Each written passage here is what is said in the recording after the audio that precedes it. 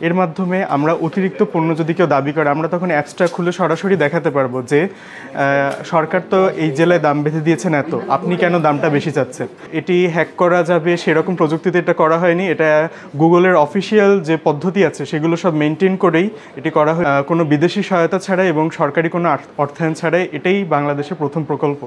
এই অ্যাপস ইউজারের কোনো ডাটা চাচ্ছে না, অর্থাৎ কোনো ডেটা আমরা নিচ্ছি না, কোনো ডেটার পারমিশন এই অ্যাপসটা চাবে না, সুতরাং এটা সম্পূর্ণ নিরাপদ থাকছে। এই অ্যাপসটা ইনস্টল করতে প্রথমে আমরা সবাই গুগল প্লে স্টোরে যাব। গুগল প্লে স্টোরে গিয়ে সার্চ দিব বাংলায় বাজার দর। প্রথমেই যে এই অ্যাপসটা হাতে একটা মোবাইল ধরে আছে সেই আইকনে আমরা ক্লিক করব। আমরা এটা ইনস্টল করে মাত্র 8 MB অ্যাপস, খুবই লাইট। আমরা এটা ওপেন করব। এখানে আমরা আমাদের যে ডেটা, কাঙ্ক্ষিত ডেটা এখানে দেখতে পাচ্ছি। এখানে খুলনা সিলেক্ট করা হচ্ছে।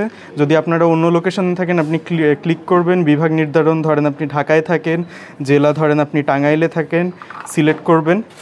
1 সেকেন্ডে হাতে না গেলে সব তথ্য চলে আসলো। এবং মজার বিষয়, এই অ্যাপসটা অফলাইনেও কাজ করবে। আমি যদি ইন্টারনেটটা আমার বন্ধ করে দিই, ওয়াইফাইও বন্ধ, আমি সব ব্যাকগ্রাউন্ডে এটা ক্লিয়ার করে দিলাম।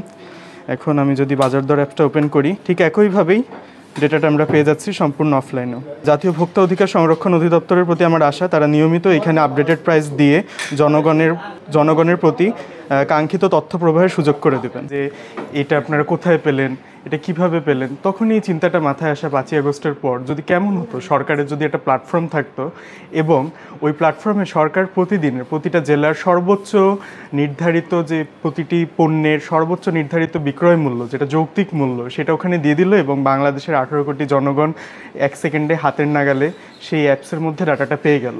এর মাধ্যমে আমরা অতিরিক্ত পণ্য যদি কেউ দাবি করে আমরা তখন অ্যাপসটা খুলে সরাসরি দেখাতে পারবো যে সরকার তো এই জেলায় দাম বেঁধে দিয়েছেন এত, আপনি কেন দামটা বেশি চাচ্ছেন। এবং এই অ্যাপসটায় ইউআই এতটা সিম্পল রাখা হয়েছে যেন কিনা বাংলাদেশের প্রান্তিক মানুষ থেকে শুরু করে বাংলাদেশের যে শহরে যে মুরব্বীরা যারা কিনা টেক সম্পর্কে ইউজ টু না, তারাও যেন খুব সহজে এটা ব্যবহার করতে পারেন। এবং এই অ্যাপসটা আমরা বাংলাদেশ গভর্নমেন্টকে সম্পূর্ণ ফ্রি গিফট করেছি। এখানে not a single penny we will take from the government. এবং আজকে আলহামদুলিল্লাহ জাতীয় ভোক্তা অধিকার সংরক্ষণ অধিদপ্তরের মাধ্যমে অন্তর্বর্তীকালীন সরকার এই অ্যাপসটা গ্রহণ করে উদ্বোধন করলেন। আমি আশা করছি এর মাধ্যমে কৃষকরাও তাদের পণ্যের সর্বোচ্চ বিক্রয় মূল্য জানতে পারবেন এবং এই সর্বোচ্চ বিক্রয় মূল্য জানার মাধ্যমে তারা কিন্তু দর কষাকষি করে তাদের যে ন্যায্য মূল্য তারা এতদিন বঞ্চিত হয়ে আসছিলেন সেটা তারা আদায় করতে পারবেন।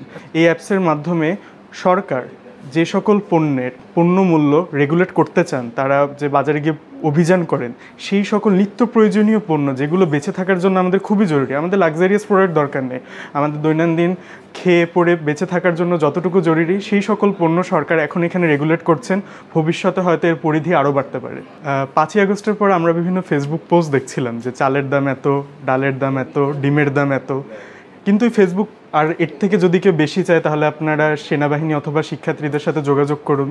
কিন্তু আমরা এই পোস্টটা চাইলে দোকানদারকে গিয়ে দেখাতে পারবো না। দোকানদাররা বলবেন যে ভাই এই দামটা কোথায় পেলেন, এটার অথেন্টিসিটি কিভাবে হয়েছে। আসলে তো কথাটা সত্য। তখন চিন্তাটা আসা, যদি সরকারের এমন একটা প্ল্যাটফর্ম থাকতো যদি কিনা সেইখানে সরকার প্রতিদিনের প্রতিটা জেলার বিভিন্ন নিত্য প্রয়োজনীয় পণ্যের সর্বোচ্চ যৌক্তিক বিক্রয় মূল্যটা ওখানে দিয়ে দিলেন এবং বাংলাদেশে 18 কোটি জনগণ নির্বিশেষে 1 সেকেন্ডে হাতের নাগালে ওই ডাটাটা পেয়ে গেলেন। সেই চিন্তা থেকে এই অ্যাপসটা নির্মাণ করা।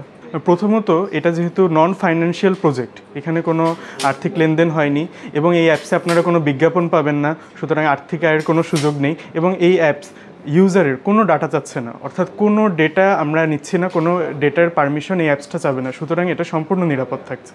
এই অ্যাপসটা উদ্বোধন হওয়ার আগে আমি প্রাণনাশের হুমকি পাই ইমেইলের মাধ্যমে, অজ্ঞাতনামা। আমি শাহবাগ থানায় জিডিও করেছি এবং সংশ্লিষ্টরা এ বিষয়ে আমাকে আশ্বাস দিয়েছেন এবং তারা বিষয়টা দেখছেন। সেক্ষেত্রে আমরা আশ্বস্ত করতে চাই, আমরা জুলাই আন্দোলন দেখে আসছি, আমরা ইনশাল্লাহ সবাই একসাথে দেশের আইনশৃঙ্খলা রক্ষা বাহিনীর সহায়তায় এগিয়ে যাব। এবং আমার দায়িত্ব ছিল একটা প্ল্যাটফর্ম যেটা আমি আমি daffodil institute of IT CSC ডিপার্টমেন্টের একজন শিক্ষার্থী, যেটা আমার এক্সপার্টাইজ সেটা দিয়ে সরকারকে হেল্প করা। আমি আমার সাধ্য মতন প্ল্যাটফর্মটা সরকারকে দিয়েছি এবং পরবর্তীতে যে কোনো টেকনিক্যাল সহযোগিতা লাগলে আমি সরকারকে সেটা দিয়ে যাব। জি, এটা ব্যক্তি উদ্যোগে দেশের স্বার্থে, বরঞ্চ আমাদের যারা শহীদ হয়েছেন তাদের আত্মত্যাগ যেন বৃথা না যায়, আমরা যেন নতুন বাংলাদেশের যে স্বপ্ন দেখছি সেটি যেন সম্পূর্ণরূপে ঠিকঠাক থাকে এবং আমরা কিছু একটা করে যেতে পারি।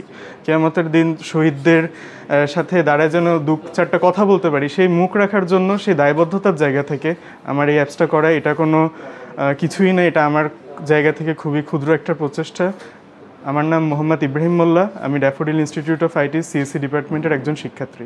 আমরা বিগত সময়ে দেখেছি সরকারি যে বিভিন্ন টেকনিক্যাল ইনিশিয়েটিভগুলো নেওয়া হয় সেগুলো, যেমন আমরা বিভিন্ন যে পাবলিক পরীক্ষাগুলো আছে সেগুলো তো দেখেছি কিছু হলেই সার্ভার ক্র্যাশ করে একটু লোড পড়লেই, কিন্তু আমরা এখানে সর্বোচ্চ মডার্ন টেকনোলজি ইউজ করেছি, সুতরাং কোটি কোটি মানুষ একযোগে ইউজ করলেও এই অ্যাপসটা ক্র্যাশ করবে না ইনশাল্লাহ।